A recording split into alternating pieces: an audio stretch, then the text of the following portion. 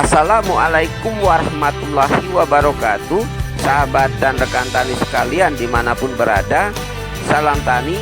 Bersama saya kembali Budi Harto di channel Panduan Budidaya Tanaman. Namun perlu saya ingatkan, kiranya dalam menonton dan menyimak video-video saya, hendaknya dilakukan secara utuh dan tuntas agar tidak terjadi kesalahpahaman dan salah dalam penafsiran. Dan jangan lupa pula untuk selalu dukung channel ini dengan cara klik tombol like, subscribe, serta tanda lonceng agar sahabat dan rekan tani bisa selalu menyimak dan mendapatkan pemberitahuan tentang video-video terbaru dari saya yang insya Allah bisa memberikan manfaat peningkatan wawasan dan pemahaman dalam hal teknis berbudidaya tanaman.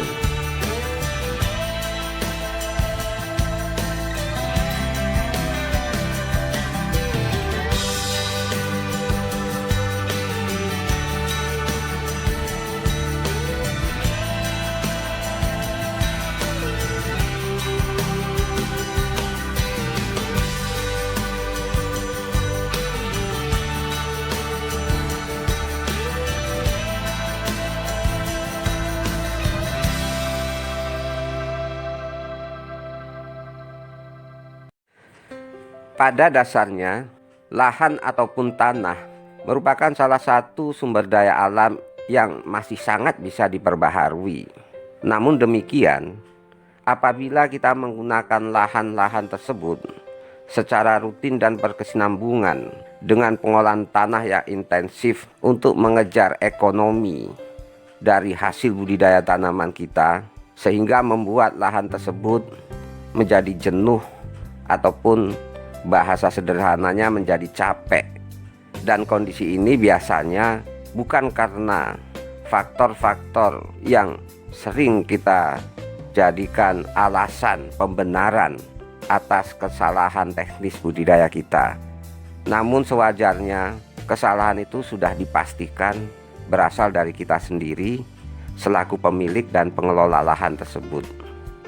Bukankah sahabat dan rekan tani sekalian bisa melihat dan mengamati di lapangan, khususnya di lahan kita, di saat kita sedang melakukan proses budidaya tanaman, di mana lahan-lahan kita akan selalu dibersihkan dari berbagai vegetasi ataupun semak, baik rumput-rumputan maupun tumbuhan yang lain yang ditujukan untuk bisa memberikan kenyamanan bagi tanaman.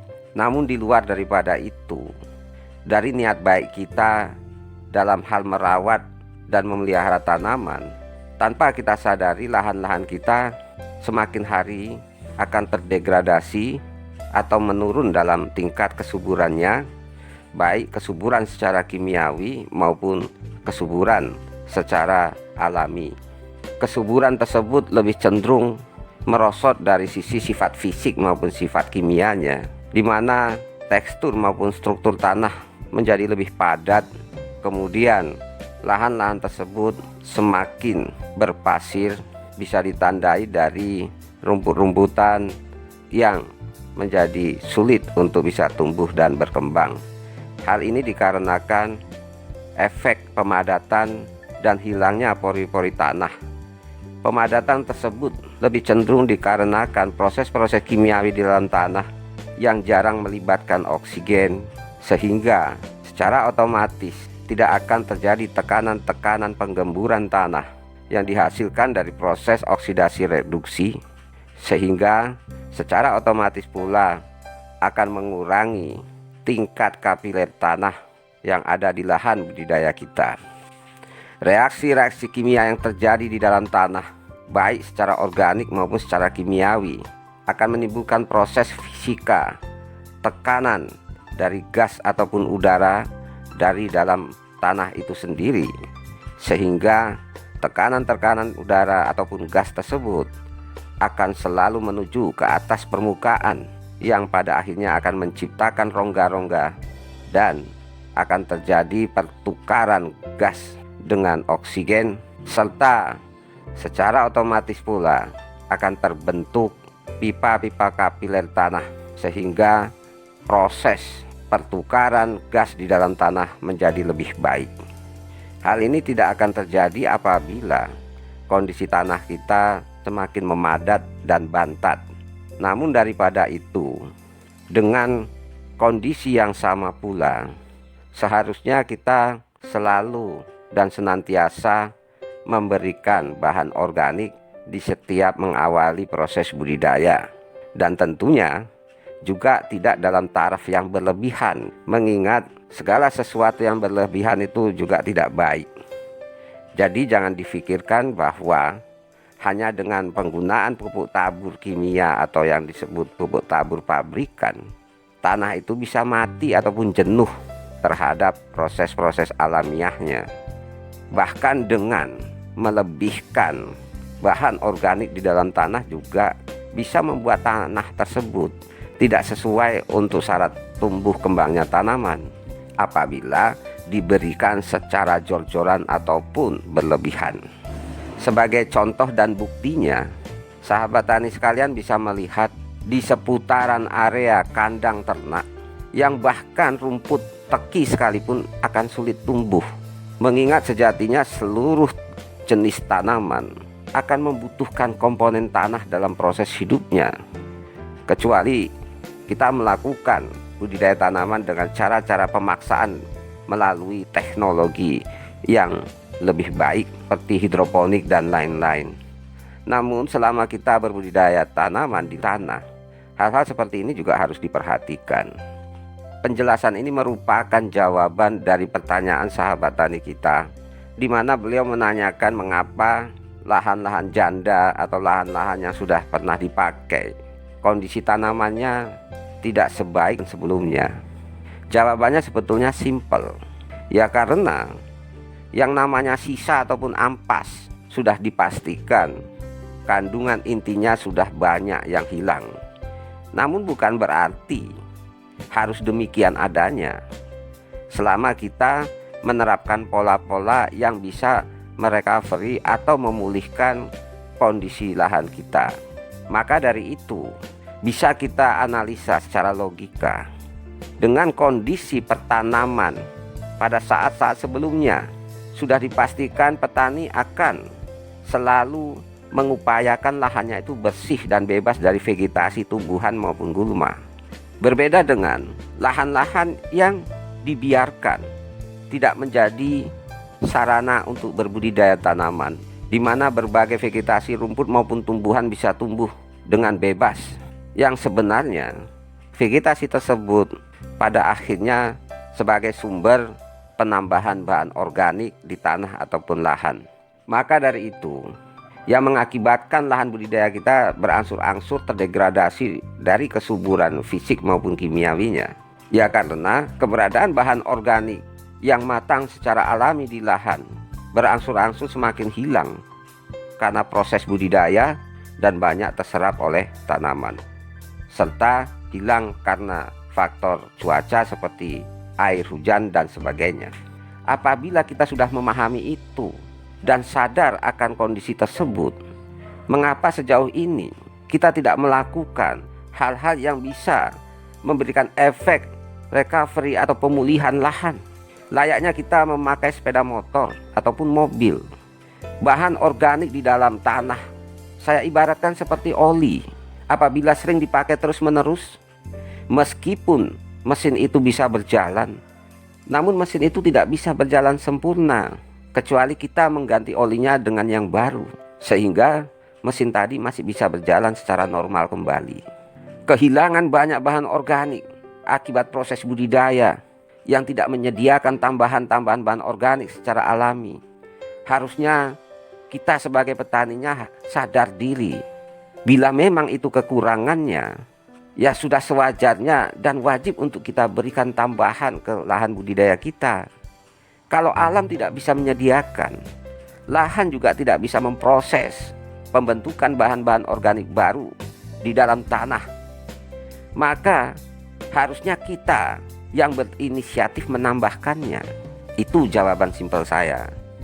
Kemudian ada lagi pertanyaan, Apakah dengan berlebihan bahan organik di dalam tanah lahan budidaya kita bisa berpengaruh pada tanaman? Saya pastikan bisa.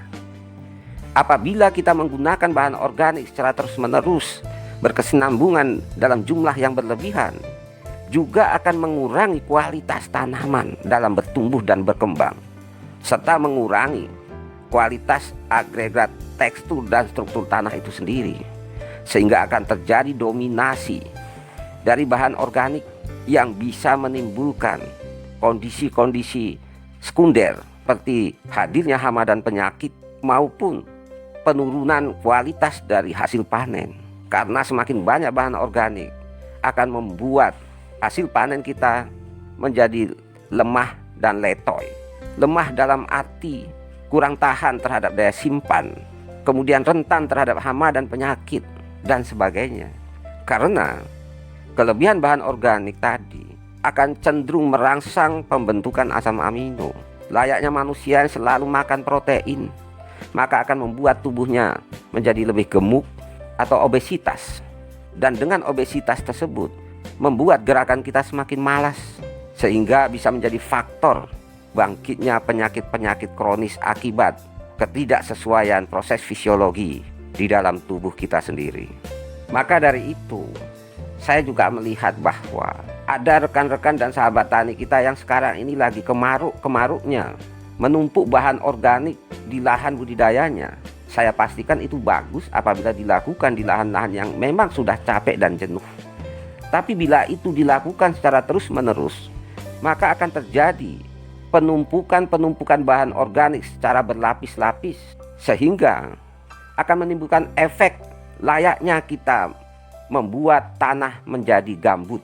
Karena sejatinya lahan gambut meskipun kaya akan sumber daya bahan organik, namun kesesuaian terhadap syarat tumbuh kembangnya tanaman juga akan menjadi rewel.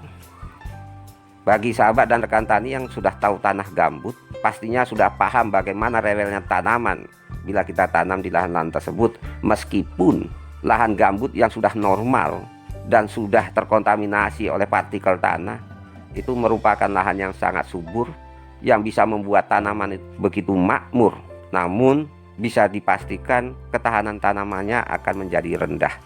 Jadi sahabat dan rekan tani sekalian, hindarkan segala hal yang bersifat berlebihan, karena sejatinya bahkan menurut ajaran agama kita, hal-hal yang melebih-lebihkan atau yang berlebihan juga dilarang, karena pasti efeknya tidak baik dalam segala hal apapun.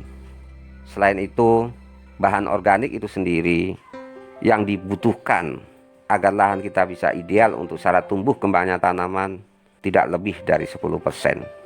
Jadi apapun alasannya, tidak ada blok kanan dan kiri, organik maupun kimia. Namun yang ada adalah penyesuaian dan penyeimbangan antara kedua bahan dan kedua perlakuan, baik itu organik maupun kimia. Karena intinya dalam segala hal kita melakukan budidaya tanaman semata-mata untuk mengejar hasil panen yang bisa membawa kita pada peningkatan kesejahteraan ekonomi keluarga. Demikian, semoga ulasan ini bisa memberikan manfaat adanya bagi saya pribadi maupun rekan dan sahabat tani sekalian. Saya Budi Harto dari Setabat Langkat, Sumatera Utara. Jayalah selalu petani Indonesia. Barakallahu fikum. Wassalamualaikum warahmatullahi wabarakatuh. Assalamualaikum warahmatullahi wabarakatuh. Kami dari Ketua Umum Yayasan Panti Asuhan Darul Aitam mengucapkan banyak terima kasih kepada Produk SAS yang telah menyantuni anak asuh kami. Itu yang saya sampaikan. Terima kasih. Assalamualaikum warahmatullahi wabarakatuh. Waalaikumsalam warahmatullahi wabarakatuh. Selamat